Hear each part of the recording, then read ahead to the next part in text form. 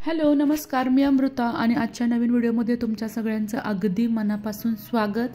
आजच्या व्हिडिओमध्ये आपण गुरुचरित्र ह्या पारायणाचे नियम, अटी, कोणत्या दिवशी किती अध्याय वाचायचे, जर का आपण 7 दिवसांचं गुरुचरित्राचं पारायण केलं तर प्रत्येक दिवशी आपल्याला किती अध्याय हे वाचायचे आहेत, गुरुचरित्र पारायण कसं वाचायचे किंवा गुरुचरित्राचं पारायण चालू असताना कोणत्या गोष्टी आपल्याला करायच्या आहेत, काय खायचे आणि काय खाऊ नये हे आजच्या व्हिडिओमध्ये आपण पाहणार आहोत। त्यामुळे अगदी शेवटपर्यंत व्हिडिओ पहा। जर का व्हिडिओ आवडला तर आपल्या चॅनलला सबस्क्राइब करायला विसरू नका, व्हिडिओला शेअर सुद्धा करा। तर सगळ्यात आधी गुरुचरित्राचं पारायण कसं करायचं। अलौकिक चमत्कार सांगणारा हा विलक्षण प्रभावी असा ग्रंथ आहे।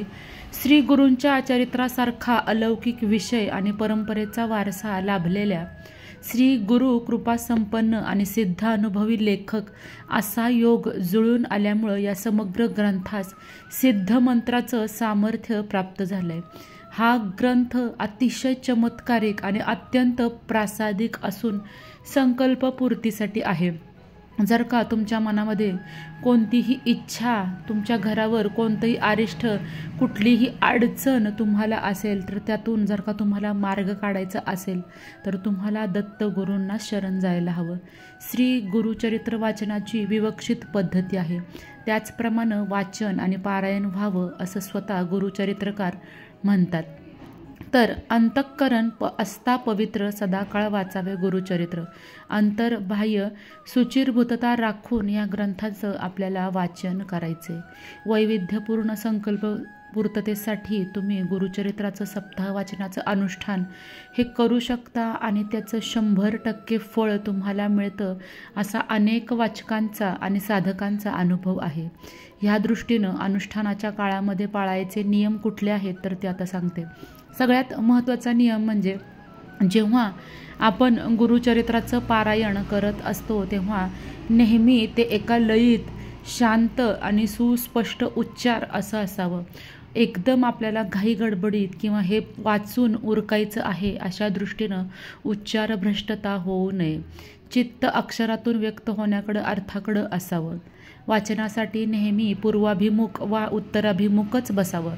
वाचनासाठी नेहमी एक ठराविक वेळ आपल्याला ठरवून घ्यायची आहे, ठराविक दिशा आणि ठराविक जागाच असावी। कोणत्याही कारणास्तव यामध्ये तुम्ही बदल करायचे नाहीत। श्री दत्तात्रेयांची मूर्ती किंवा फोटो हा असावा पारायण करताना, तिथं तुम्ही या मूर्ती किंवा फोटोची स्थापना करा। जर का तुमच्याकडे दत्तात्रेयांची मूर्ती किंवा प्रतिमा नसेल, म्हणजेच फोटो नसेल, तर पाटावर तांदूळ ठेवून त्यावर एक सुपारी ठेवायची आणि त्याच सुपारीला दत्तात्रेयाचं रूप मानून त्यांचं आवाहन करायचं आहे आणि आपल्याला पारायणाला सुरुवात करायची आहे। या 7 दिवसांच्या काळामध्ये आपल्याला ब्रह्मचर्याचं पालन करायचं आहे। वाचन शुचिर्भूतपणानं व सोहळ्यानंच करायचं आहे। या सप्ताहात केवळ हविषान्न म्हणजेच हविषान्न म्हणजे दूध भात घ्यावा। तिखट, मीठ, आंबट, दही, ताक, वर्ज, साखर, गूळ घेऊ नये असं बऱ्याच ठिकाणी म्हणतात।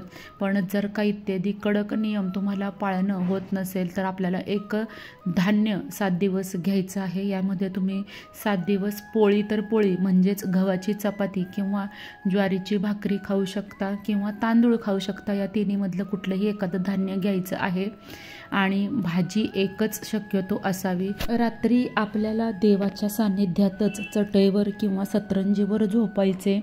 या 7 दिवसामध्ये आपण गादीवर झोपायचं नाही आहे। झोपताना डाव्या कुशीवर झोपावं, म्हणजे संकल्प स्फूर्तीच्या दृष्टीनं आपल्याला संदेश ऐकू येतात असं श्रद्धेनं अनुष्ठान करणाऱ्यांचा अनुभव आहे। वाचनाच्या काळामध्ये मध्येच आसनावरनं उठू नये किंवा दुसऱ्या दिवशीचं बोलू नये। वाचन झाल्यानंतर आसन उचलून ठेवायचे। सप्ताहाचा प्रारंभ नेहमी शनिवारी करून शुक्रवारी त्याची समाप्ती करतात, कारण शुक्रवार हा श्री गुरूंच्या निजानंद गमनाचा दिवस आहे।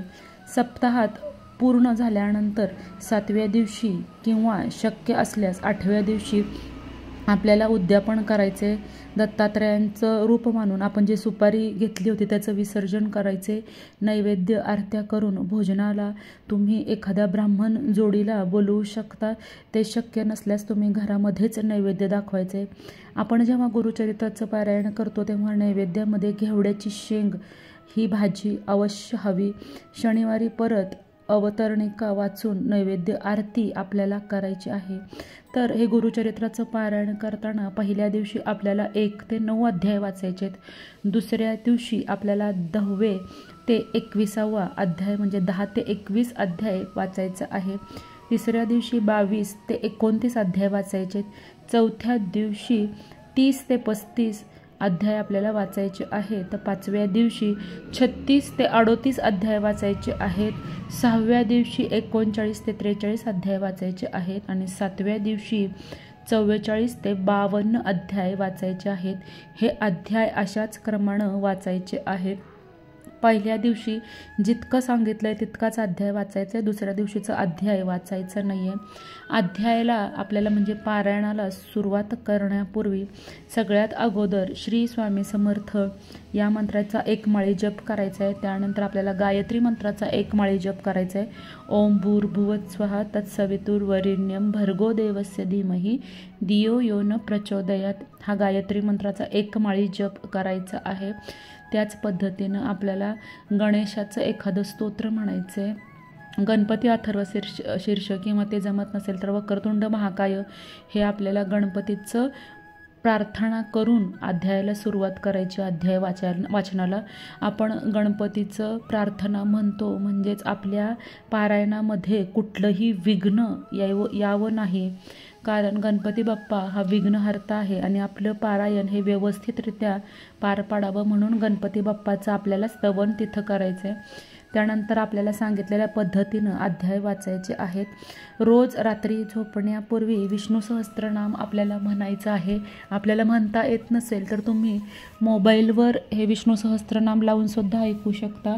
हे यासाठी आपल्याला ऐकायचे किंवा म्हणायचे की गुरुचरित्राचं पारायण वाचताना जर का आपल्या हातून आपल्याकडून चुकून एखादा शब्द उच्चार चुकीचा झाला तर त्याची क्षमायाचना म्हणून आपल्याला विष्णू सहस्त्रनाम ऐकायचे किंवा वाचायचे.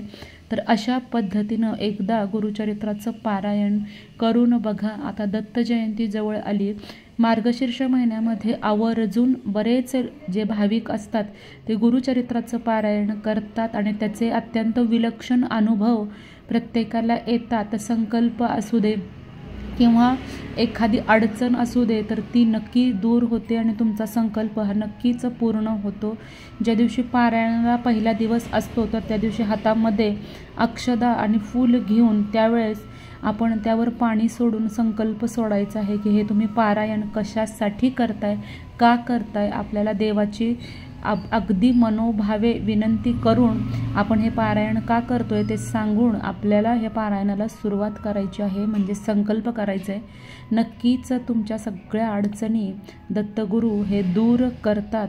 आपलं पारायण चालू असताना साक्षात दत्तगुरू आपलं पारायण आपल्या जवळ आसपास किंवा शेजारी बसून हे सगळं ऐकत असतात. त्यामुळे अत्यंत मनोभावे आपल्याला वाचन करायचे. अजून गुरुचरित्रावरचे पारायण, नियम, अटी, प्रत्येक अध्यायाचं काय फळ आहे या बाबतीतले बरेचसे व्हिडिओ मी ऑलरेडी आपल्या चॅनलवर पोस्ट केलेत. जर का ते व्हिडिओ तुम्ही पाहिले नसतील तर नक्की पहा. लवकरच भेटूया नवीन व्हिडिओमध्ये आणि नवीन माहितीसोबत. तोपर्यंत माझ्याकडून सगळ्यांना श्री स्वामी समर्थ.